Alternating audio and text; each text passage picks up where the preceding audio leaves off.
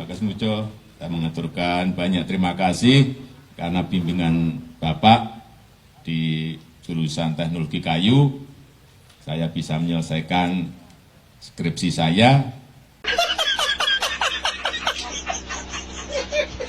Saya tiap hari utang kok.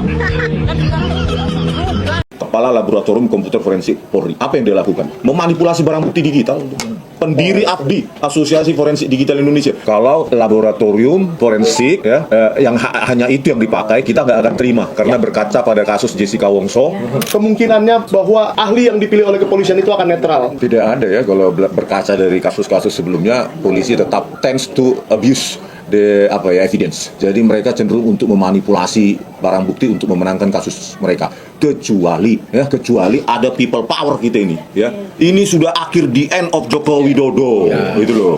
Ini bab terakhir dari dinasti Joko Widodo. Jangan biarkan kita jadi negara pengecut hanya karena takut sama satu keluarga itu. Ada skripsi baru, gitu ya, yang dibuat semirip-mirip yang ada. Mau dibikin semirip mungkin, insya Allah akan ketahuan. Dalam hal ini kami menyatakan ya, kita harus melakukan atau menggunakan ahli digital forensik yang netral dan yang seimbang. Ya, nanti Dr. Rizwan akan menyampaikan kenapa kami keberatan kalau hanya ahli digital forensik dari kepolisian. Ya, gitu. Ini minimal harus ada ahli digital forensik yang netral atau kalau perlu internasional yang ada. Ada beberapa referensi ahli digital forensik internasional. Dan itu prosesnya gak cuman datang jam 10 kemudian jam 12 sudah pulang. Ya, itu nggak mungkin gitu loh. Jadi sekali lagi kita juga menyampaikan bahwa kami siap melakukan itu, apalagi kami terima kasih sekali lagi alhamdulillah Allah Subhanahu wa taala sudah memberikan jalannya, ya. Kami didukung oleh para lawyer yang luar biasa dari TPUA dan juga teman-teman yang mendukung sampai kemarin sudah ada ratusan kawan, ya. Kita ini satu, ya. Kita ini semua bergerak bersama, ya, untuk tujuan demi masyarakat. Kami bukan Roy Suryo sendiri, bukan Responsi Anwar sendiri, bukan Tifa sendiri, bukan Egy Sujana sendiri, bukan juga Bu Kurniatri Royani sendiri, tapi kita bergerak atas nama masyarakat. Satu kata yang terakhir, yang penting adalah kejujuran. Dan kalau memang kejujuran itu tidak bisa diungkap di sini, ya, memang kami rela untuk melakukan ini semua. Dan insya Allah Tuhan Yang Maha Kuasa, Allah Subhanahu wa taala bersama kita semua. Terima kasih. Ya. Boleh sedikit, Pak? Teman-teman sebentar. Ya. Waktu datang katanya Jokowi pakai mobil yang belum bayar pajak. Iya. Dan katanya itu rental. Ya. Nama sebuah perusahaan. Bohong lagi dia. Bohong lagi. Setelah diteliti, perusahaan itu adalah perusahaan atas nama Kahiyang Ayu. Anaknya. Istrinya Bobby. Istrinya Bobby. Ini fakta. Istri dari Gubernur Sumatera Utara Istri yang dari aktif. Gubernur Sumatera Utara yang aktif. Iya. Jadi nggak berhenti berbohong kalau udah pensiun. Sekali sudah bohong akan tetap ditutupi dengan kebohongan. Ketagihan. Iya. Tapi sedikit, Pak. Iya. Jadi tadi Bapak bilang datang jam 10, pulang jam 12. Iya. Apakah itu indikasi perlakuan istimewa? Iya dong. Loh iya, masuk aja mobil bisa masuk ke ruang langsung. SPKT. Oh iya, Biasanya kalau parkir kita jauh ya. kita parkirnya dan di disambut. Ya, disambut. Kita kagak pernah dari gitu. Iya, dan itu sebenarnya biasanya masuk dari pintu situ, masuk tuh dari pintu kiri, itu masuk dari pintu belakang gitu. Jadi Itu salah. perlakuan istimewa ya di Ya. Polda Metro Jaya. Nggak boleh itu. Kita Kata- harap tidak ada perlakuan istimewa lagi di kedua, ketiga, dan seterusnya. Satu lagi, tidak boleh ada diskriminasi atau bahkan tidak boleh ada kriminalisasi. Oke, Ya. dan mohon dipakai ahli digital forensik yang netral. Ya, ini Dr. Rizwan Oke. akan bisa menambahkan. Ya. Baik, silakan. Ini ada juga Ya. alumni UGM asli juga ini. Oh, sangat Ya, asli. Silakan, Dr. Rismon. Balik ke Akademi. Yang ijazahnya berani ditunjukkan ya. Oh, iya. Sekarang masih punya ijazah aslinya, Pak. Itu saya analisa juga. Terbukti. Ya, silakan. Jadi saya biar jangan berulang-ulang statement saya di beberapa podcast yang lalu, Pak, ya. Siap, ya. Angle-nya berbeda aja. You know, beda. Yang terbaru. Jadi Jokowi ini bukan hanya harus diadili ya, tapi harus dipenjara dan diasingkan. Kenapa? Ya karena memang palsu. Kita uji pun ini, misalnya Pak Roy Suryo bilang ini nggak usah negara terlalu jauh, Singapura aja negara tetangga kita, Malaysia, nanti kita urunan untuk uji forensik, ini pasti ini masuk gitu. Kalau laboratorium forensik ya hanya itu yang dipakai, kita nggak akan terima karena berkaca pada kasus Jessica Wongso, ya, laboratorium komputer forensik dipakai jadi studio animasi digital. Jadi ini kita harus hati-hati, para lawyer juga Pak, bahwa kita tuntut nanti ya supaya bisa diuji di tempat-tempat yang mereka sendiri nggak bisa intervensi. Kalau itu dilakukan 1 minggu selesai sebenarnya, dan pasti 11.000 triliun % palsu. Joko Widodo harus dipenjara di Nusa Kambangan kan, Begini, supaya belum hanya orang lainnya kok sampai 11.000 triliun kan, saya 100% aja bisa. bisa kan dramatisir, Itu sama penekanan aja. biar viral.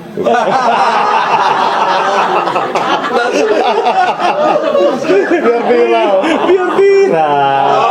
Kan banyak konten kreator di sini Pak. Bahasa akademiknya 100% ya. Bahasa viralnya YouTube-nya 11.000 triliun % biar Dari kantong kiri ya. iya, atau kanan gitu kan.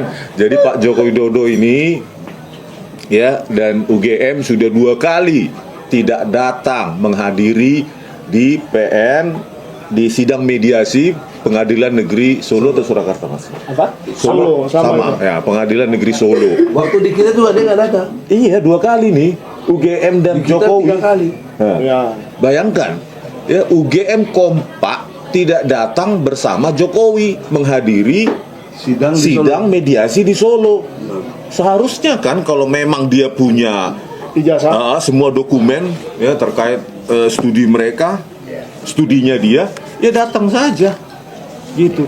Nah ini kan semakin menguatkan statement saya kan Bang, 11.000 triliun %. Jadi bukan sekedar itu bos, dia melecehkan pengadilan. Dia itu melecehkan ya Bang ya. Iya dong. Proses mediasi itu kan proses Iya. peradilan juga ya Bang. Content of court. Dilecehkan. Gitu loh. Jadi semakin tidak datang Pak Jokowi, maka statement saya semakin mengerucut.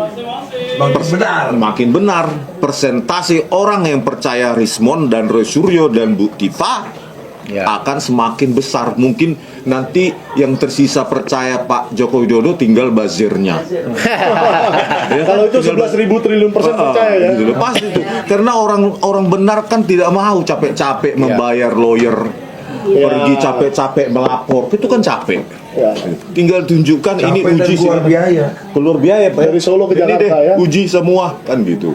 Terus ya itu terkait Pak Jokowi. Yang kedua, nah ada perdebatan dari Pak Roy Suryo di Liputan 6 ya, SCTV maupun di Kompas TV itu mengisyaratkan ya bahwa ijazah SD sampai S1 yang diklaim dibawa itu hanya diperlihatkan pada petugas ya. Betul. Ya, petugas begitu ya. Terus memang kemampuan petugas itu setelah melihat langsung tahu itu asli kan nggak begitu. Terus katanya dibawa pulang.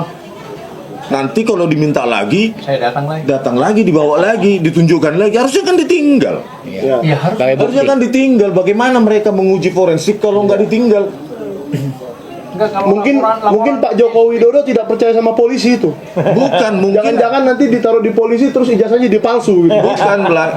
Mungkin ya karena ijazahnya palsu, pura-pura aja dibawa gitu. Ini jangan. Ya, singkatnya keras. Pelajaran yang sempurna kalau ke SPKT itu menyangkut pembuktian ya itu biasanya harus ditinggal, tidak boleh dibawa kembali dan tidak ada lagi bahasa Karena jadi kalau alat bukti. diperlukan. Karena itu jadi alat bukti ke arah bukti, jadi harus ditinggal, Harus dicek. ditinggal ya. Iya. Terus ada lagi satu statement yang membuat saya tercengang ya. Karena saya sendiri melihat di perpustakaan Fakultas Kehutanan UGM itu bahwa skripsi Joko Widodo itu tidak ada nama maupun tanda tangan dosen penguji. Tetapi kemarin sama si Kasmojo itu. bukan pembimbingnya itu Bang. Kasmujo. Nah, tetapi di SCTV kemarin ketika debat dengan Pak Roy, Yakub Hasibuan mengatakan lembar pengesahannya ada. Dosen penguji. Nah, ini peluang. Dari mana itu lembar pengesahan Baru disisipkan lagi. skripsi itu untuk dosen penguji? Padahal pada saat pertemuan 15 April kemarin kedua wakil rektor tersebut mengatakan Tidak tidak ada. Kenapa sih Yakub bisa bilang ada? Nah, repro lagi bang, menipu lagi dan menipu lagi dan menipu lagi. UGM kan sudah berapa kali kita dapati Berarti si Yakub ikut nipu dong. Saya nggak tahu. Turut serta. Turut serta. Pasal 55 dia. Wah. Ya kan bang? Iya dong. Nah, di wakil rektor sudah menyatakan tidak ada. Berarti kita pertanyakan dari mana mereka repro itu. Kita uji juga tanda tangan. Nanti uji forensiknya kan banyak bang. Uji teknologi, tinta, kertas, belum lagi pattern, ya. Belum lagi kalau kita sewa nanoteknologi itu mungkin selesai 1 hari itu Pak Jokowi harus langsung dipenjara ke Nusa Kambangan itu supaya tidak memengaruhi lagi pejabat-pejabat lainnya. Kalau ada istilah karbon apa tuh karbon? Uji karbon. Uji karbon itu untuk analisa usia. Usia kertas. Usia kertas, Bang. Oke. Tapi yang paling Bang? Yang paling exactly saya kira uji usia tinta dan jenis tinta, Bang. Tapi menurut info katanya tahun 2018 dia baru dibikin ijazah. Itu gimana? Itu diupload di ETD-nya. Ya, ada itu ya? metadatanya yang diupload oleh seseorang di Electronic Thesis and Dissertation. Jadi diupload 2018. Ya, nanti detailnya ada tuh. Detailnya ada. Dia terbuat dari apa? Udah punya rantum. Bukan scan. Ada, ya. Makanya hati-hati UGM. Itu belum semua saya keluarkan. Ya, selama ini. Top. Jadi UGM pesan saya, ya. Inilah kan tanda-tanda kalian terus menipu, ya, ingin menjadi keset kakinya Jokowi. Kalian tidak berani datang ke Pengadilan Negeri Surakarta karena sekarang kalian seperti tisu untuk mencebok Jokowi, kotorannya Jokowi. Sadis betul tisu. Loh, kan kita dapati berapa kali mereka memalsukan dokumen, Bang. Ada satu nama dosen pembimbing, 2 tanda tangan berbeda. Tanda tangannya beda. Gitu loh. Kira-kira disogok berapa ya UGM? 11.000 triliun. Jika Bang Rismon, jika kemudian UGM melihat adanya muncul ya isu di permukaan adanya ijazah yang tidak sesuai dengan yang dikeluarkan oleh UGM. Jika di kemudian hari UGM memperbarui bahwa ijazah itu adalah produk UGM asli nih, dikeluarkan yang baru, apakah bisa dideteksi dengan tadi yang dibilang Ella dan lain-lain bahwa itu ijazah pengeluaran terbaru gitu? Kalau UGM merilis resmi, ya, Bang. Kalau UGM merilis resmi maksudnya memang kertasnya UGM gitu. Kertas UGM. Tetapi baru gitu ya. Baru. Ya asli tapi palsu. Ya. Karena usia kertas kan bisa Ya, dapat, bisa usia diuji. tinta juga dapat. Dan usia teknologi. Kan kemarin kita sudah ya nanti di pengadilan. Ya. Ya kalau UGM masih belum minta maaf dan Jokowi ya belum minta maaf di pengadilan nanti kita Dan buka. mengaku. Iya. Kemarin anak-anak saja sudah bisa mencocokkan lembar pengesahan skripsi itu pakai Photoshop atau Corel Draw Udah itu. bisa, ya? Udah bisa dicocokkan itu sesuai itu Times New Roman yang belum ada saat itu. Mungkin Apalagi saya pakai program font mungkin senjatanya disimpan aja Bang untuk di pengadilan. Nah, itu di YouTube atau di TikTok. Anak-anak saja sudah bisa mencocokkan itu. Anak-anak loh. Betul. 9192 diketik. Jadi Pak Jokowi tidak ada lagi ruang bagi Anda untuk bermanuver kecuali menggunakan tangannya Listio Sigit Prabowo. Ya, betul. Gitu loh. Lebih baik minta maaf. Bisa jadi Profesor Egy ngasih maaf. Iya Pak. Iya, Iya, Pak. Pak. Sebagai Misalnya sesama muslim mengaku. diajarkan menurut Ali Imran ayat 134 maafkan kesalahan orang. Tapi buat si Jokowi kayak begini mah susah dimaafin lagi, udah pembohong luar biasa gimana sih? Ya masih Dan dibuka lah. tidak tergantung saya kan rakyat Indonesia kan banyak. Oke, Ya, mungkin tapi kan tim TPUA bisa didengar. ya, mungkin sedikit Dr. Rismon. Kan Abang sudah berkali-kali nih menjadi ahli untuk di kepolisian atau di pengadilan. Menantang kepolisian. Oh, menantang kepolisian. Nggak pernah kepolisian. Pokoknya di kasus-kasus seperti ini sudah seringlah diajak menjadi saksi ahli. Kira-kira bagaimana sih kemungkinannya bahwa ahli yang dipilih oleh kepolisian itu akan netral? Tidak ada ya, kalau berkaca dari kasus-kasus sebelumnya, polisi tetap tends to abuse the evidence. Jadi mereka cenderung untuk memanipulasi barang bukti untuk memenangkan kasus mereka. Kecuali ada people power kita ini, ya. Ini sudah akhir the end of Joko Widodo, gitu loh. Ini the end chapter ini. Ayo rakyat, ya. Ini bab terakhir dari dinasti Joko Widodo. Jangan biarkan kita jadi negara pengecut hanya karena takut sama satu keluarga itu. Ya, memang siapa mereka itu? Ya, nenek moyang saya tewas untuk kemerdekaan Indonesia. Memang nenek moyangnya tewas enggak? Belum tahu saya. Belum tahu kan? Gitu loh. Ini kalau dinasti berarti tidak satu orang dong. Ya iya dong. Nanti kita buka dia lagi apa itu. Siap.